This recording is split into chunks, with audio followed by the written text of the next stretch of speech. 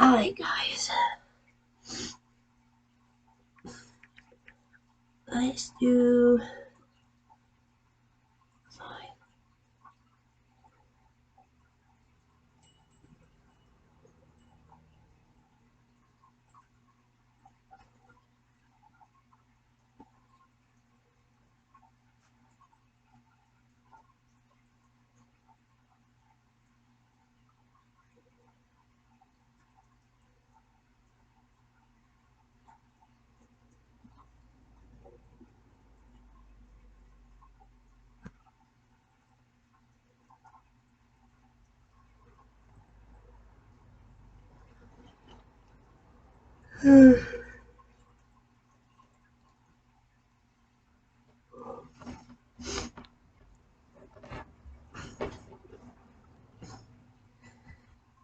Let's do a action video. Says, let's do the freak man who killed his girlfriend on Facebook Live. Why? Recipes are made with humanely raised meats without preservatives. Nature's fresh. I'm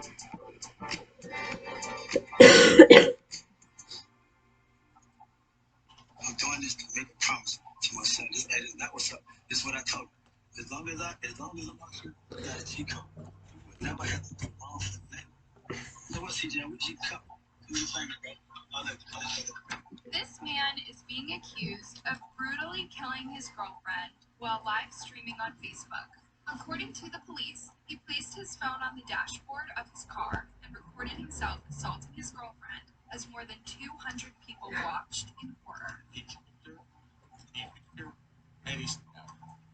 And if they tried to set the car on fire. The gruesome video was later taken down and reported to the police, but by the time the police got to the scene, the woman was already dead. This is the disturbing case of the man who killed his girlfriend on Facebook Live. Why though? Janice Mary David was born on November 3rd, 1987.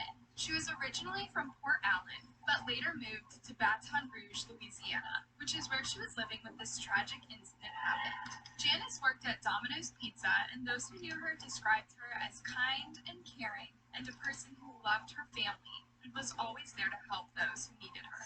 Unfortunately, Janice was also struggling with substance addiction, but according to her friends, she was taking steps to get help. We both just took her to go sign up for a class and her probation officer. It said it had been 2 weeks since she was supposed to be in class this week.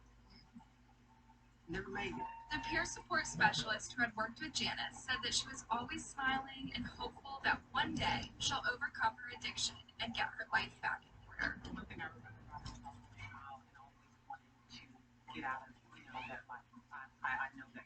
Tragically, Janice's life would be brutally cut short before she even got the chance to do that. On Monday, April 18th, 2022, the police in Baton Rouge received a report about a disturbing live video that was streaming on Facebook. The chilling video showed a deranged-looking man sitting in the front passenger seat of a car and rambling incoherently about his stuff being stolen. But what really caught people's attention was that seated next to him was a woman who could be heard panting heavily and begging him to stop. The woman's hands were tied with jumper cables, and she had red stains on her hair. As the man rambled on, he would hit the woman with a metal bar and jab her repeatedly with a knife. The video went on for an entire 15 minutes before someone reported it to Facebook, who then pulled it down and reported the matter to the police. An investigation was immediately launched as the police tried to figure out the location of the incident, hoping that it was all an act and that the woman would be found safe and sound. Sadly, that was not the case. As the police were trying to figure out where the video had come from, they received another call at around 4 p.m. from someone in the Sherwood Forest area, reporting that a woman's body had been found inside a car in an empty parking lot. The police immediately rushed to the scene, and what they found was truly horrific. A naked woman who was tied to the steering wheel of a partially burned BMW with a knife plunged into her neck. The woman turned out to be 34-year-old Janice David. According to the authorities, Janice had been choked and and jabbed multiple times before the car that she was in was set on fire. Some sources have said that she had over a dozen knife wounds to her head and several more to the rest of her body. An autopsy was conducted on her body, and they confirmed that her death was a homicide and that she had smoke inhalation. The police identified the killer as her 35-year-old boyfriend, Earl Lee Johnson Jr., who coincidentally was already in police custody for a completely different crime. Stripped, bound, and unable to escape. Money Daddy. Police say the woman in this video, which we blurred, is Janice David. You can hear her begging for her life.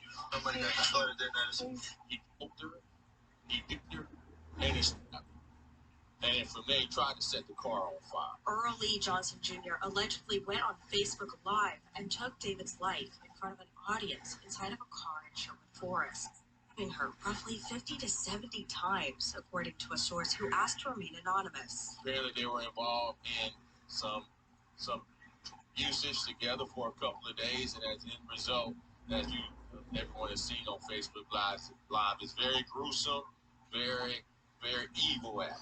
After the gruesome killing, Earl reportedly took off and attempted to steal a car. However, the owner of the vehicle caught him in the act and called the police. When the police tried to stop him, he sped off, leading them on a high-speed car chase, but was eventually arrested at around 5:25 p.m. At this time, the police had no idea of the brutal crime that he had already committed, so they only charged him with theft of a motor vehicle and aggravated flight from an officer. When the police later discovered Janice's body, they immediately interviewed Earl, who confessed to the killing. We launched our investigation, had a recording of the video. We already had him in custody. We interviewed him. He admitted to committing the killing. He told the police that he was high at the time, having consumed 2 powerful narcotics, and that he tied Janice in the car using power cables and then attacked her with anything he could find. After this confession, Earl was arrested and charged with first-degree homicide, second-degree kidnapping, and obstruction of justice, among other charges. But why did he do it? What was his motive for killing Janice? Get the best deals on eyewear with over 3,000 styles starting at $6, only at iBuyDirect.com.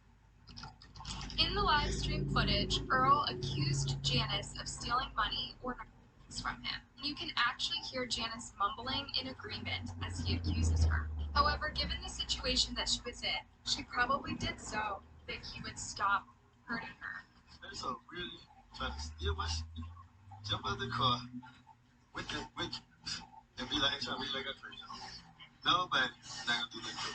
After his arrest, investigators started digging into Earl's history, and what they found was really not that surprising. It turned out that Earl had quite a violent history, and that, get this, he had actually been in prison for 15 years before he committed the murder. The 90s investigators have learned this is not Johnson's first run-in with the law. He was locked up back in 2005 on several armed robbery charges. He pleaded guilty to those charges in 2007 and was sentenced to 15 years behind bars. According to court records, his attorney at the time filed a request to reduce his sentence after he had served 4 years, but that was never approved. We're told Johnson did serve the full 15 years, meaning he was just released from prison back in January, roughly 90 days before police say he confessed to this heinous murder. After getting out of prison, it seems that Earl never really learned his lesson, as he went back to his old ways, robbing people and using narcotics. He would even brag about it on Facebook and Instagram, often going live and posting weird things, like on this one dated April 9th, 2022. But that's not even the most disturbing part. It turns out that before the gruesome murder, he had actually gone live on Facebook with a knife, threatening someone's life. She could try not to cut your motherfucking ass. Pretty shit. You can lay around and be nigga that did a whole night. You gonna lay around and be taking ways on to play tonight and you try this shit early. Real shit, you try this shit early. You talking about for you run out there. Oh yeah, they probably in my phone when I did. Say when I cut you. Yeah, real shit, you can talk about data. And you ain't got no data right now. You can't go on video. You doing everything you was in the car. Now, it's not clear when exactly the video was taken or who he was threatening, but what's really clear is that this guy was obviously unhinged. Whether this was caused by the many illegal substances he was taking or he had some undiagnosed mental illness has not been established. But tragically, Janice was the one that ended up paying the price for his delusions. She just wanted somebody to just love her the way she loved, and she never found that. Janice's family and friends were completely devastated when they learned of the awful way in which Janice had died, saying that she didn't deserve to die like that. She was No. caught up in a world, I guess you could say that, it was hard for her to get away from. You must have gave up on her as a human being, seeing her as a human being with a problem. You gave up and just felt that her life was lit.